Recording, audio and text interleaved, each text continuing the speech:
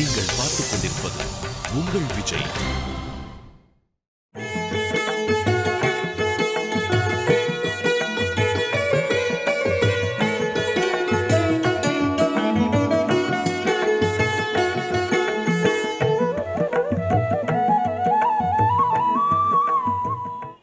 இந்த சன்னதி திருவள்ளூர்லேயே நம்ம ஹிருத்தாபநாசனி புஷ்கரணியினுடைய தெற்கு பகுதியில் அமைஞ்சிருக்கு.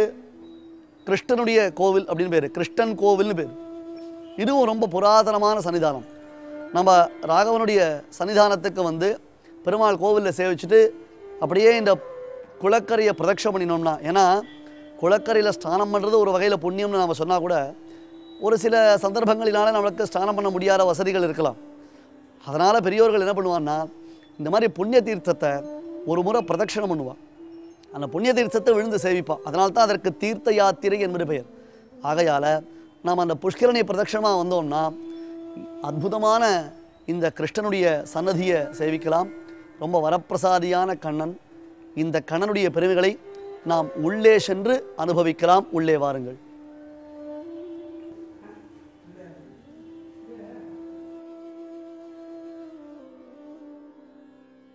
காளிங்க நர்த்தன மூர்த்தியாக ஸ்ரீ கிருஷ்ணனை நாம் இங்கே தரிசனம் செய்கின்றோம். ஆகுஞ்சிதைக சரணம் நிபிருதான்ய பாதம் என்னும்படியாக ஒரு திருவடியை நர்த்தனமாடும் நிலையில் தூக்கி வைத்து கொண்டு மற்றொரு திருவடியை காளிய சர்ப்பத்தின் பணாமணிகளில் அதனுடைய சிரசில் வைத்து அழுத்தி கொண்டு காளியனுடைய கொழுப்பை அடக்கி கொண்டு இடது கையால் அந்த கொடிய நாகத்தின் வாலை பிடித்து கொண்டும் வலது கையால் தான் வீட்டிலிருந்து கொண்டு வந்த வெண்ணையை உருண்டு திரண்டு இருக்கக்கூடிய அந்த நவநீதத்தை வெண்ணையை நன்கு புஷித்து கொண்டும் கண்ணன் களிப்புடன் காட்சி அளிக்கின்றான். கண்ணன் சேவை சாதிக்கின்றான். மிகவும் பழமை வாய்ந்த திருக்கோவில் இந்த திருக்கோவில். வராகப்பெருமானுடைய திருக்கோவில். இவை அனைத்துமே நம்முடைய வீரராகவ சுவாமியின் தேவஸ்தானத்திற்கு உட்பட்டவை. தினந்தோறும் கிரமமாக ஆகமத்தில் கூறப்பட்டுள்ளபடியாக இங்கே திருவாராதனாதிகள் குறைவர நடந்து வருகின்றன.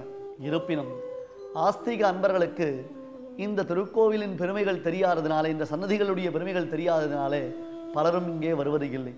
உண்மையில் இந்த கண்ணனுடைய விக்கிரகம் யாரால் பிரதிஷ்டை செய்விக்கப்பட்டது என்று ஆராய்ந்து பார்த்தால், கீழ் உபன்யாசத்தில் சொன்னோமே, அர்ஜுனன் தீர்த்த யாத்திரை செய்த பொழுது இங்கே புண்ணியாவர்த்த க்ஷேத்திரம் என்னும் திரு எவ்வளூருக்கு வீக்ஷாரண்ய க்ஷேத்திரத்திற்கு விஜயம் செய்ததாக மகாபாரதத்தில் குறிப்புகள் காண கிடைக்கின்றன.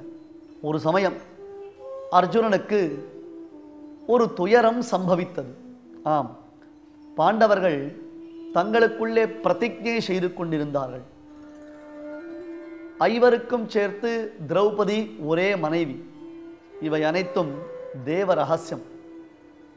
அந்த வகையில் ஒவ்வொரு வருடம் திரௌபதி ஒவ்வொருவருக்கு மனைவியாக இருப்பாள்.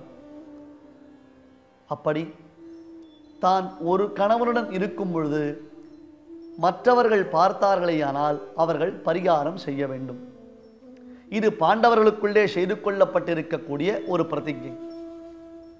ஒரு நாள் அவசரத்தினால் சந்தர்ப்பவசத்தினால் தர்மபுத்திரருடன் திரௌபதி இருப்பதை அர்ஜுனன் பார்க்கும்படி நேர்ந்தது. உடனே தன் தமையனை வணங்கினான். அண்ணா, பிரதிஜையின்படியாக நான் செய்த அபராதத்திற்கு பரிகாரம் செய்கிறேன். அதாவது ஒரு முறை பூப்பிரதட்சணம், அகண்டமான இந்த பாரத தேசம் முழுவதும் நடந்தே சஞ்சரிக்க வேண்டும். ஆங்காங்கு புண்ணிய தீர்த்தங்களிலும் புண்ணிய கஷேத்திரங்களிலும் சென்று ஸ்நானம் செய்து பகவானை வழிபட வேண்டும். நான் தீர்த்த யாத்திரை செய்ய போகிறேன் என்று பிரார்த்தித்து அர்ஜுனன் தீர்த்த யாத்திரை செய்தானாம். அவ்விதம் அந்த அர்ஜுனன் தீர்த்த யாத்திரை செய்து கொண்டு இந்த க்ஷேத்திரத்திற்கு வந்தபொழுது தான் அமைதியான சூழலில் அகன்று பறந்து விரிந்ததாகவும் ஹிருதயத்தில் நமக்கு ஆனந்தத்தை விளைவிப்பதாகவும் இருக்கும் ஹிருத்தாபநாசனி புஷ்கரணியை சேவித்தான். மனோரம்யமான இந்த காட்சி விசேஷங்கள் அர்ஜுனனுக்கு மனதில் அமைதியை உண்டு செய்தன. இந்த க்ஷேத்திரத்திலேயே தான் நிரந்தர வாசம் செய்ய வேண்டும் என்பதாகவும் அர்ஜுனன் நினைத்திருந்தானாம். இங்கேயே சில பல காலம் தங்கியிருந்து தினந்தோறும் புண்ணிய புஷ்கரணியான தீர்த்த விசேஷமான ஹிருத்தாபநாசனி திருக்குளத்தில் நீராடி நித்திய கர்மானுஷ்டானங்களை எல்லாம் செவ்வனே செய்து வைத்திய வீரராகவ பெருமானை நல்ல புஷ்பங்களினாலேயும் தூபங்களினாலேயும் தீபங்களினாலேயும் பரிமள கந்தங்களினாலேயும் மிகச்சிறந்த நைவேத்தியங்களினாலேயும் ஆராதித்து வந்தான். அப்பொழுது தான் தங்குவதற்கு ஓர் ஆசிரமத்தை அமைத்து கொண்ட அர்ஜுனன் இந்த குளக்கரையிலேயே தன்னுடைய ஆராத்திய தெய்வதமான எந்த ஒரு சமயம் எப்படி தனக்கு ஒரு கஷ்டம் ஏற்பட்டாலும் கிருஷ்ணாஸ்ரயாக கிருஷ்ணபலாக கிருஷ்ணநாதாச்ச பாண்டவாக என்று எப்பொழுதும் எல்லா காலத்திலும் எந்த ஒரு சங்கடம் ஏற்பட்டாலும் கிருஷ்ணன் கிருஷ்ணன் கிருஷ்ணன், தங்களுக்கு எல்லாமுமே கிருஷ்ணன், இதை உணர்ந்திருந்த அர்ஜுனன் தன் ஆராதனைக்காக தான் தினந்தோறும் தன்னுடைய ஆசிரமத்தில் ஆராதிப்பதற்காக பெருமானை ஸ்ரீ கிருஷ்ணனை, அதிலும் குறிப்பாக காளிய நர்த்தன மூர்த்தியை ஒரு கையில் வெண்ணையுடன் ஒரு கையில் பாம்பினுடைய வாளை பிடித்து கொண்டு அதன் தலை மீது நர்த்தனமாடக்கூடிய நிலையில் பெருமானை பிரதிஷ்டை செய்திருக்கிறான். அர்ஜுனனே வழிபட்ட காளிய நர்த்தன பெருமான். திருமங்கையாழ்வார் வீரராகவ பெருமானை மங்களாசாசனம் செய்யும் பொழுதெல்லாம் பாசுரத்தின் முதல் 2 அடியில் ராமாவதாரத்தையும் பின் 2 அடிகளில் கிருஷ்ணாவதாரத்தையும் சேர்த்து மங்களாசாசனம் செய்கிறார். அதில் தகாத ரூபம் கொண்டு நல்ல சாத்வீகமான சந்நியாசியின் வேட்டத்தை கபடமாக புனைந்து கொண்டு சீதாதேவியை அபகரித்து சென்ற ராவணனை அழித்தவன் ராமபிரான். அதே ராமபிரான் கோவலனாய் வெண்ணெய் உண்ட வாயன் என்பதாக தன் கையில் வெண்ணெய் எடுத்துக்கொண்டு ஆட்சிகள் பார்த்து கொண்டிருக்கும் பொழுதே அவர்கள் அறியாமல் வெண்ணெயை அபகரித்து ஏஷ நின்ற எம்பெருமானாக அந்த ஆட்சிகள் பலவிதமான தூஷணங்கள் சொல்ல சொல்ல அதையெல்லாம் தான் அனுபவித்து ரசித்து ரசித்து ரசித்து களிநடம் புரிபவனாக விளங்குகிறான் என்று மங்களாசாசனம் செய்கிறாரே, அந்த திருக்கோலத்தை நாம் கிருஷ்ணன் சன்னதியில் சேவிக்கலாம்.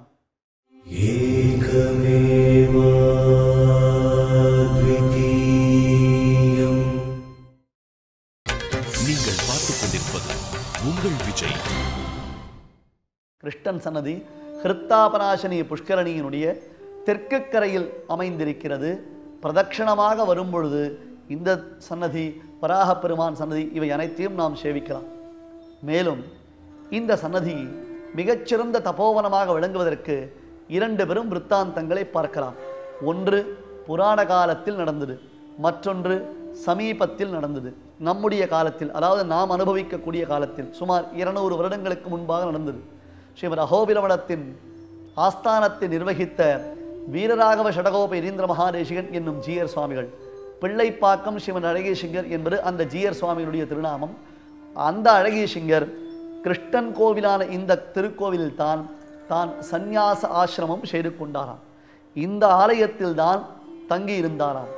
அவர் தான் சந்நியாசம் செய்து கொள்ள வேண்டும் என்று மனோரசித்த பொழுது அப்பொழுதெல்லாம் ஹிருத்தாபநாசனி புஷ்கரணியில் தழும்ப தழும்ப தழும்ப தண்ணீர் நிறைந்திருக்கும். அடியன் கீழே சொன்னேனே, நம் எல்லோருடைய கூட்டு பிரார்த்தனையின் பலனாக வெகு சீக்கிரத்திலேயே இந்த புஷ்கரணி பரிபூர்ணமாக ஜலசமிருத்தியுடன் நிறைந்திருந்து அதில் பெருமானுக்கு தெப்போத்சவம் கண்டறிய வேண்டும். அப்பொழுது நாம் இங்கு வந்து தபோவனத்தின் உபன்யாசத்தை செய்ய வேண்டும். இது பேராசை. இந்த பேராசையை வீரராகவன் நிராசையாக்காமல் நமக்கு அனுகிரகத்தை செய்ய வேண்டும் என்று பிரார்த்தித்துக் கொள்கிறோம். அப்படி இந்த புஷ்கரணியில் தான் நீராடி தீர்த்தமாடி இப்பெருமானிடத்தில் சந்நியாசம் செய்து கொள்ள வேண்டும் என்று பிரார்த்தித்த பொழுது வீரராகவ சுவாமியின் தேவஸ்தானத்தில் ஆலய மணிகள் ஒலித்தனவாம். அந்த பெருமானுக்கு பூஜைகள் செய்யும் காலத்தில் ஒலிக்கக்கூடிய காஹளம் என்னும் வாத்திய விசேஷமான திருச்சின்னம் ஊதப்பட்டது. ஓஹோ, பெருமான் கிருஷ்ணன் வீரராகவன் இவர்கள் திருவள்ளம் உகந்து நமக்கு அனுமதி அளித்து விட்டார்கள் என்று அழகேசிங்கர் ஜீயர் சுவாமிகள் அகமகிழ்ந்து போனாராம். அந்த மகாத்மா தவம் செய்த இடத்தில்தான் இன்றைய தினத்தில் இருக்கிறோம். அதற்கு முன்பாக புராண காலத்தில் பிரத்யும்னன் என்னும் ஒரு மகாராஜா, தர்மசேனரை போன அந்த பிரத்யும்ன மகாராஜாவும் தர்ம சிந்தையுடன் தர்ம பிரஜா பரிபாலனம் செய்து வந்தார். வசுமதி தாயாரை பெற்றெடுக்கும் பாக்கியத்தை பெற்றிருந்தவர் தர்மசேன மகாராஜா. அதுபோன்று தனக்கு புத்திர பாக்கியம் வேண்டும் என்று பிரத்யும்ன மகாராஜா தவம் இருந்தார். குறிப்பாக ஷாலிஹோத்திர மகர்ஷிக்கு அனுகிரகம் செய்த தை அமாவாசை திருநன்னாளில் இங்கு வந்து ஹிருத்தாபநாசினி குளத்தில் நீராடி பெருமானை மனமுருகி வழிபட்டார். இதன் கரையிலேயே, குளத்தின் கரையிலேயே ஒரு அழகிய ஆசிரமத்தை ஏற்படுத்தி கொண்டு, எவ்வளவு பெரிய ராஜா, சக்கரவர்த்தி ஆயிற்றே, கை தட்டினால் பாலையும் பழரசத்தையும் கொண்டு வந்து, பட்டாடைகளையும் பகட்டான ஆபரணங்களையும் கொண்டு வந்து அரசனுக்கு அணிவித்து அழகு பார்க்கக்கூடிய அநேகமாயிரம் சேவகர்கள் இருக்கிறார்கள். ஆனால் பகவத் சந்நிதானத்தில் வரும் பொழுது நாம் அரசன், நாம் பெரிய பதவியில் இருப்பவர்கள், நம்மை எல்லோரும் கௌரவிக்க வேண்டும், வணங்க வேண்டும் என்று இருமாப்புடன் வந்தால் அவனுடைய பதவி நிலைத்திருக்காரு. எம்பெருமானுடைய ஆலயத்திற்கு வரும்பொழுது ராஜாதிராஜ சர்வேஷாம் என்று எல்லோருக்கும் ராஜாதிராஜனாய் இருக்கும் அவன் முன்பாக நாம் எம்மாத்திரம் என்று நம்முடைய எளிமையை நினைத்து வர வேண்டும். அகிலாண்ட கோடி பிரம்மாண்ட நாயகனான சர்வேஸ்வரன் திருமுன்பு நாமெல்லாம் கிருமி கீடாதிகளை காட்டிலும் மிகவும் தாழ்ந்தவர்கள் என்னும் நிலை நமக்கு உண்டாக வேண்டும். அரசன் பிரத்யும்ன மகாராஜா, ஒரு கொடைக்கீழ் உலகத்தை ஆளும் வல்லமை பெற்றவன். அவன் வந்து இக்குளத்தில் நீராடி அழகியதான தபோவனம் அமைத்து வீரராகவ பெருமானை வழிபட்டிருக்கிறான் என்றால் அரசனுடைய பெருமை, அந்த அரசனுக்கு அனுகிரகம் செய்த எம்பெருமானுடைய பெருமை, இவை இரண்டும் நமக்கு ஒன்று சேர புலனாகின்றது. இவை இரண்டையும் நாம் ஒன்று சேர அனுபவிக்கின்றோம் அல்லவா? ஆச்சரியமானது ஒரு சன்னிவேஷம். அதிலும் வீரராகவ பெருமானை சேவிக்கும் பொழுது ஷாலிஹோத்திர மகரிஷியினுடைய சிரசில் தன்னுடைய வலது திருக்கையை வைத்து வீரராகவ பெருமாள் சயன திருக்கோலத்தில் சேவை சாதிக்கின்றார். ஷாலிஹோத்திர சிரோன்யஸ்த வாம ஹஸ்தாம்புஜா என்பதாக அவருக்கு அர்ச்சனை செய்யும் பொழுது அர்ச்சகர்கள் வெகு அழகாக இந்த திருநாமத்தையும் விருத்தாந்தத்தையும் அருளி செய்கிறார்கள். ஷாலிஹோத்திர சிரோன்யஸ்த, ஷாலிஹோத்திர மகரிஷியின் சிரசில் வைத்த திரு கைத்தலத்தாமரையுடன் பெருமான் சேவை. பெருமானுடைய திருமேனியில் போத்தப்பட்டு இருக்கக்கூடிய வஸ்திரம் ஷாலிஹோத்திர மகர்ஷி அளித்த மர உரி. ஏனென்றால் வயதான கோலத்தில் கிழவனான ஒரு பிராமண ரூபத்தில் பெருமாள் வந்து எவ்வுள் எவ்வுள் என்று கேட்டார். இவ்வுள் இந்த இடம் என்று ஷாலிஹோத்திர மகரிஷி சொன்னார். அது முதற்கொண்டு திரு எவ்வுள், திருவான, திருவுக்கும் திருவான பெருமாள் அமர்ந்து உரையும், பெருமாள் சயனித்து அருள் பாலிக்கும் திருக்கோயில். ஆனால் சுவாமி, தை மாதமாயிற்றே, அதாவது மார்கழி மாதம் ஹேமந்த ருத்து, அது சற்றே குளிரான மாதம். அந்த மார்கழி மாதத்திற்கு அடுத்து தை மாதம் வருவதனால் அதுவும் குளிரக்கூடிய மாதம் தானே. இப்படி குளிர்கிறதே, எனக்கு போர்த்துக்கொள்ள ஏதாவது வஸ்திரம் இருக்கிறதா என்று கேட்டால் தவம் செய்யும் மகரிஷியினிடத்தில் என்ன இருக்கும்? பட்டையும் பீதாம்பரத்தையும் உடையவரா அவர். தான் காட்டில் கிடைக்கக்கூடிய மரவுரியைத்தான் அணிந்திருப்பார். அந்த மரவுரியை பெருமானுக்கு போர்வையாக சமர்ப்பித்தார். அந்த மரவுரிதான் தற்காலத்தில் பல் புள்ளி துப்பட்டி என்று வழங்கப்படுகிறது. வீரராகவ பெருமானுடைய மூலஸ்தானத்தில் சென்று பெருமானை சேவித்தால் அவர் திருமேனியில் போர்த்தப்பட்டிருக்கக்கூடிய அந்த வஸ்திரம் அது பல் புள்ளி துப்பட்டி என்று வழங்கப்படுகின்றது. இப்பொழுது நாம் அந்த வஸ்திரத்தை பார்க்கலாம். அந்த பல் புள்ளி துப்பட்டிக்கு மற்றொரு சுவாரஸ்யத்தையும் பெரியோர்கள் கூறுகிறார்கள். ஷாலிஹோத்திரரோ ஏழ்மையான தபஸ்வி. அவரிடத்தில் ஒரு கம்பளி இருந்தது. அந்த கம்பளி ஆங்காங்கு நைந்து கிழிந்திருந்தது. அதில் பல புள்ளிகள் என்றால் ஓட்டைகள், இப்படி பல ஓட்டைகளுடன் கூடிய ஒரு கம்பளியை அளித்தார். அது பல் புள்ளி துப்பட்டியாக. இன்றைய தினத்தில் பெருமாளுக்கு நாம் பட்டில் கூட அதை சமர்ப்பிக்கிறோம். ஆனாலும் மகரிஷி சமர்ப்பித்த பொழுது இருந்த ஆத்மார்த்தத்தை ராகவன் உணர்கிறானே, அதை நாம் உணர முடியவில்லையே. ஆச்சரியமான திருக்கோலத்தில் பெருமானை பிரத்யும்ன மகாராஜா இந்த திருத்தலத்தில் தரிசிக்கிறார். பெருமானை குறித்து தவம் இருக்கிறார் பிரத்யும்ன மகாராஜா. எதற்காக இந்த தவம் என்றால், அந்த மகாராஜாவிற்கு பிள்ளை வரம் இல்லை, பிள்ளை பாக்கியம் வேண்டும்.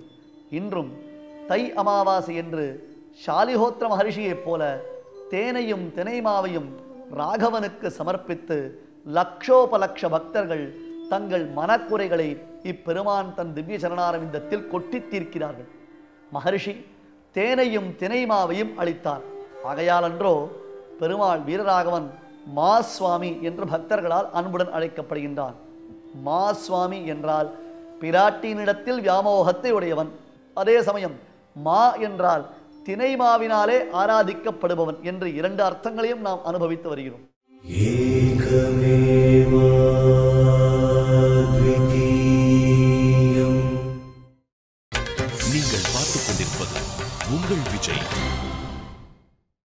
பிரத்யும்னன் பெருமானை பிள்ளை வரம் வேண்டி ஆராதிக்கின்றான்.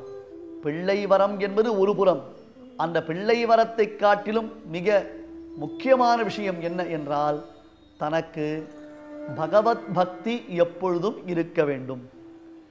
தான் எம்பெருமானிடத்தில் அச்சஞ்சலமான பக்தி பூண்டவனாக இருக்க வேண்டும். ராஜா என்னும் காம்பீரியம் இல்லாமல் தவநெறி வாழ்க்கையே உயர்ந்த நெறியாக தன் வாழ்க்கை நடைமுறைகள் நடத்தப்பட வேண்டும். அரசன் எவ்விதம் பிரார்த்தித்திருக்கிறான். இதைத்தான் அடியேன் ஆரம்பத்திலேயே சொன்னேன். அக்காலத்தில் மகரிஷிகள் தவம் செய்வது பெரிய விஷயமில்லை. ஆனால் இது போன்ற ராஜரிஷிகள் தவம் செய்கிறார்கள். இது போன்ற ராஜரிஷிகளுக்கு பெருமை உண்டாகின்றது. தான் பிரார்த்தித்தான்.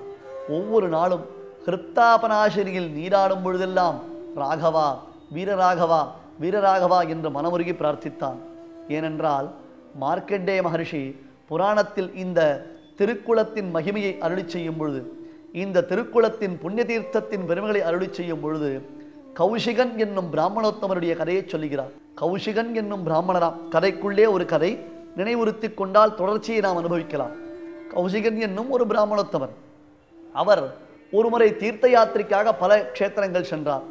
அடர்ந்த காடு, வழி தெரியவில்லை, இருள் சூழ்ந்த சமயம், நல்ல பசி மயக்கம், பல நாட்கள் சஞ்சாரம் செய்ததினால் ஏற்பட்ட களைப்பு. இனி காட்டில் எவ்விதம் செல்ல முடியும், கொடிய பல மிருகங்கள் இருக்கக்கூடிய காடாயிற்றே என்று பயந்து பயந்து நடுங்கின கௌஷிகன் என்னும் அந்த பிராமணர் காட்டில் ஒரு புதரின் நடுவிலே அரைகுறை மயக்கத்தில் விழுந்து கிடந்தார். பல மிருகங்கள் வந்து ஆபத்துக்கள் உண்டாகலாம், அல்லது வழி தெரியாமல் இந்த காட்டிலேயே சுற்றி சுற்றி உயிரை விட்டுவிடலாம். ஈனஸ்வரத்தில் முனகிக் கொண்டு அரைகுறை பிரக்கையுடன் கௌஷிகன் புதருக்குள்ளே இருக்கிறார். அப்பொழுது தூரத்திலே யாரோ செல்வரை போன்ற மங்கலான ஒரு பார்வை தெரிந்தது. யாரோ ஒருவர், யார் என்று தெரியவில்லை. காட்டில், அமானுஷ்யமான காட்டில் ஒரு ஜனசந்தடி நடக்கிறதே என்று பார்த்து, ஐயா தாங்கள் யார், எனக்கு பசித்திருக்கிறது, ஆகாரத்தை கொடுங்கள் என்று சொன்னாராம். அவரிடமிருந்து ஆகாரத்தை வாங்கி புஜித்திருக்க கூடாது. ஏனென்றால் கெட்ட நடத்தை உடையவராக ஒருவன் அவன். அவனை பற்றி அறியவில்லை. பசி வந்தால் 10 பறந்து போகுமே. வாங்கி புஜித்தார். மேற்கொண்டு அவருடைய பெண்ணையே தான் கல்யாணம் செய்து கொண்டார். தீய குலத்தில் பிறந்த ஒரு பெண்ணை கல்யாணம் செய்து கொண்ட பாபமும் அவருக்கு நேரிட்டது. அந்த பெண்ணின் மூலமாக சந்ததி வளர்ந்தது. ஆனால் செய்த பாபம் வெறும விடுமா? பல இடங்களில் சுற்றித்திருந்து ஒரு வழியாக இனி சுற்றுவதற்கு வலிமை இல்லாதவராக ஒரு தை அமாவாசை என்று வீக்ஷாரண்ய க்ஷேத்திரத்தில் ஹிருத்தாபநாசினி புஷ்கரணியில் தொப்பென்று விழுந்து அவர் உயிரை விட்டார். யமதூதர்கள் வந்தார்கள், விஷ்ணு தூதர்கள் வந்தார்கள். விஷ்ணு தூதர்கள் சொன்னார்கள், தெரிந்தோ தெரியாமலையோ இவன் ஹிருத்தாபநாசினியில் தை அமாவாசை என்று தன்னுடைய தேகத்தை விடுத்ததினால் இவனுக்கு புண்ணியலோகம் என்று சொன்னார்கள். இதையெல்லாம் உணர்ந்திருந்த பிரத்யும்ன மகாராஜா இதன் கரையில் உக்ரமானதொரு தவத்தை தான் செய்ய ஆரம்பித்தான். ஒவ்வொரு நாளும் வீரராகவனை மனமுருகி பிரார்த்தித்தான். தனக்கு பக்தி வளர வேண்டும், பகவத் பக்தி வளர வேண்டும், நன்னறியில் தன்னுடைய புத்தி சிந்தனை செல்ல வேண்டும் என்று பிரார்த்தித்துக் கொண்டிருந்தான். அவன் விரும்பிய ஒரு காலமும் வாய்த்தது. ஆம், தை அமாவாசை தினத்தில் வீரராகவ சுவாமி சங்க சக்கர கதாதாரியாக, பீதாம்பர சுசோபிதனாக, வனமாலா விராஜிதனாக பிரத்யும்ன மகாராஜனுக்கு திவ்யமானதொரு சேவையை சாதித்தார். விஜயகோட்டி விமானத்தின் நடுவில் இருபுறமும் திருமகள் மண்மகள் என்று தேவிமார்கள் துலங்க, கோட்டி சூரிய சமப்பிரபனாக, ஜாஜ்வல்யமான திருமேனி கொண்டவனாக, முடிச்சோதியாய் உனது முகச்சோதி மலர்ந்ததுவோ என்னும்படியாக வீரராகவனுடைய ஆவிர்பாவம் ஏற்பட்டது. காலாழும் நெஞ்சழியும் கண் சுழலும் என்று குரல் தழுதழுத்து கண்களிலிருந்து தாரதாரையாக கண்ணீர் பெருக்கி பிரபோ பிரபோ என்று வாய்ப்புலற்றி பிரத்யும்னன் பகவானுடைய சரணாரவிந்தங்களை தொழுதான். எழுந்தான், விழுந்தான், தொழுதான். என்னப்பனே, தேவதேவா, சர்வேஸ்வரா, எளியேனான என்னை அனுகிரகம் செய்வதற்கு நீ இப்படி அவதாரம் செய்தனையோ? பரம்பொருளே, வைகுண்டபதியான நீ என் பொருட்டு இறங்கி வந்தாயோ என்று ஸ்தோத்திரங்களை செய்ய பெருமான் ஸ்னிக்த கம்பீரையாகிறா என்று தன்னுடைய திருவிடற்றோசையுடன் அவனை அனுகிரகம் செய்தார். என்ன வேண்டும் என்று கேட்க, உன் பக்தி வேண்டும், உன்னிடத்தில் பக்தி செலுத்தக்கூடிய ஓர் சத்புத்திரன் பிறக்க வேண்டும் என்று பிரத்யும்ன மகாராஜா பிரார்த்தித்தான். பெருமானும் அனுகிரகம் செய்தார்.